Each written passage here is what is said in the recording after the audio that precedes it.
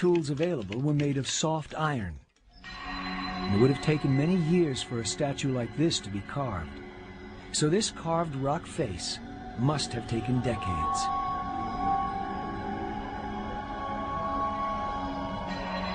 Known locally as Arjuna's penance, this granite carving tells a universal story.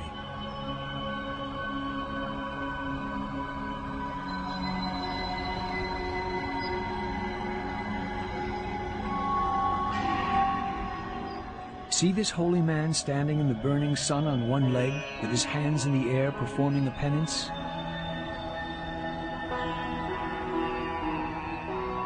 The artists clearly had a sense of humor, though. At the bottom of the wall is a little cat, holding the same difficult pose. Some mice, impressed by his piety, have come to worship him as a saint. One even has his paws clasped in prayer. Every Indian knows what happens next. The cat eats the mice. The sculptor is warning of the dangers of false prophets.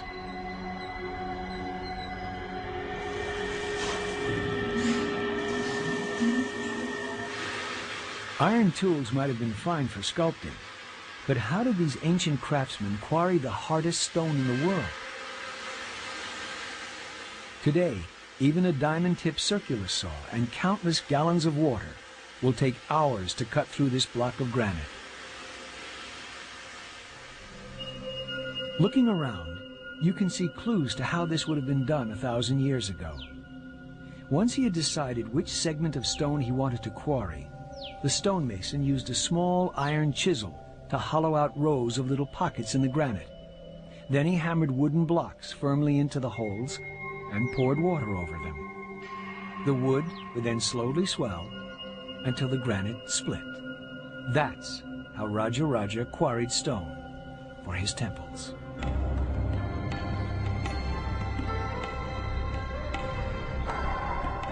During Raja's lifetime, millions and millions of tons of granite were cut and transported, because Tanjore was only one of the many temples he and his family built.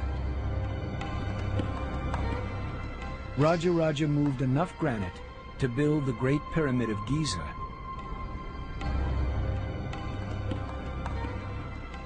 What was the driving force behind this building frenzy? Religion. You see, as a king, Raja was in a terrible bind. On the one hand, his religion told him not to kill, but on the other, as a successful king, he was supposed to make war on his neighbors. And so he was responsible for the death of hundreds of thousands of his enemies.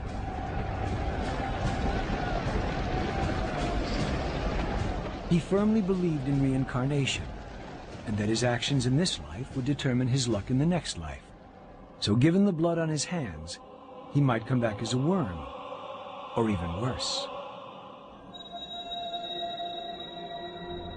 That's why in the painting of Raja, in the secret passage of the great temple at Tanjore, the greatest warrior that India ever produced is shown paying respect to his elderly guru. The holy man held the key to Raja's salvation. He knew that Raja had to build more temples in order to ensure a good reincarnation. So the man responsible for the spiritual health of the king was painted in front of the great Raja.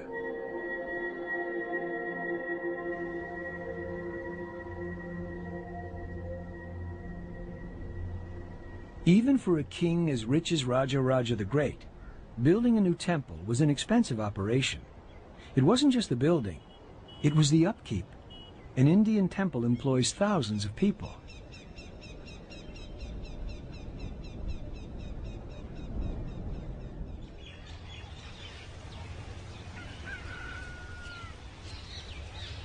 For centuries, here at Sri Rangam Temple, men have been selected from special families to pick and prepare the garlands of flowers for the gods of the temple.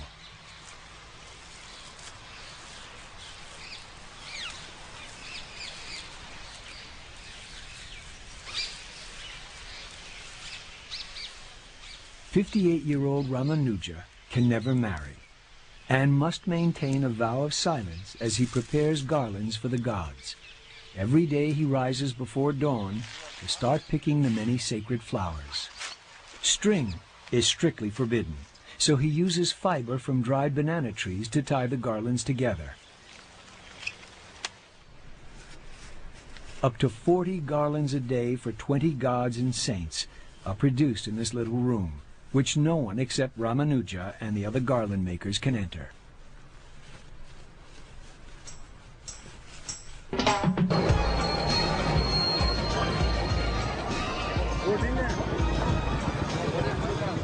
Five times a day, Ramanuja walks from the flower gardens belonging to the temple, past shops selling everything from butter to bronze.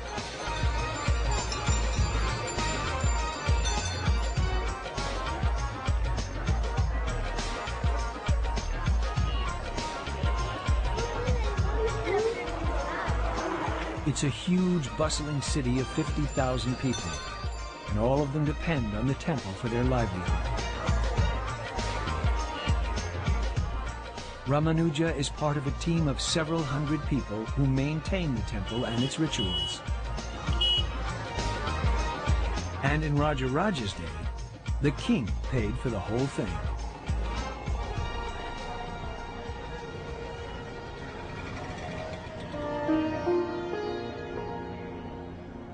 At the end of his journey in the heart of the temple, Ramanuja hands over his garlands to the priests.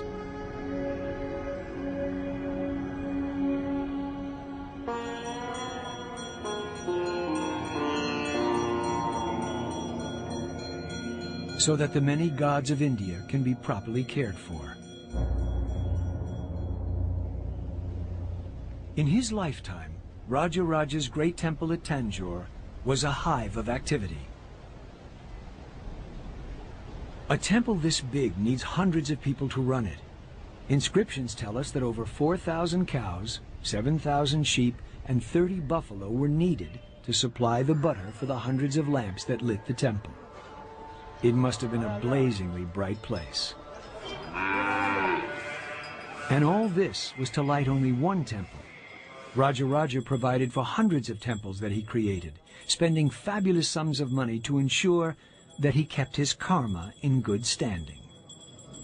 Because of his generosity, Rajaraja hoped the gods would overlook his many transgressions and be persuaded to reincarnate him in his next life as something a little better than a worm. This religious devotion led to an event that radically changed the entire course of all human history.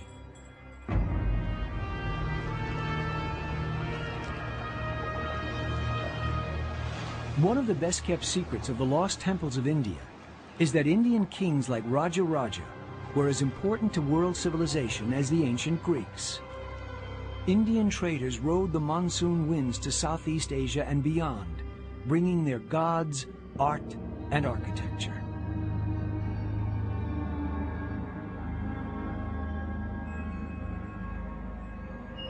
That's why, thousands of miles from Mother India, amid steaming tropical jungles, the temples of Angkor depict not Cambodian gods, but the gods of India, dancing on every wall.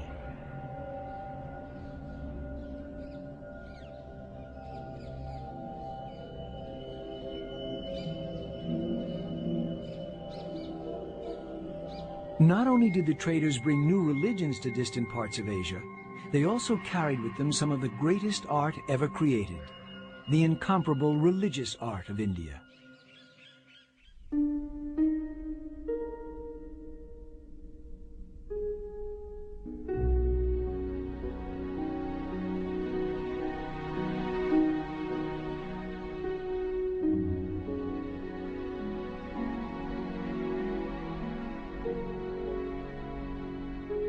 This bronze was made for Rajaraja when Europe was still languishing in the Dark Ages, incapable of producing anything that approached the beauty and technical accomplishment of this piece.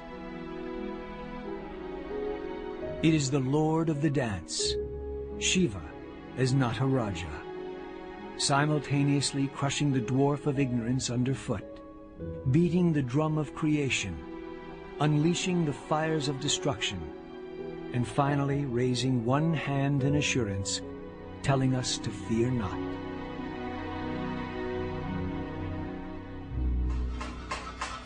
Near Tanjore, Artists still create bronzes in exactly the same way as they did in the time of Raja Raja the Great.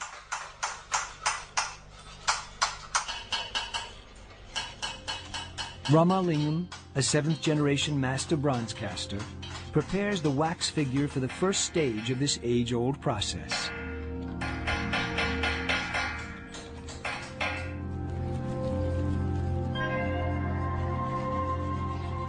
After the figure has been shaped in wax by the master, mud from the banks of the sacred Kaveri River is packed around it.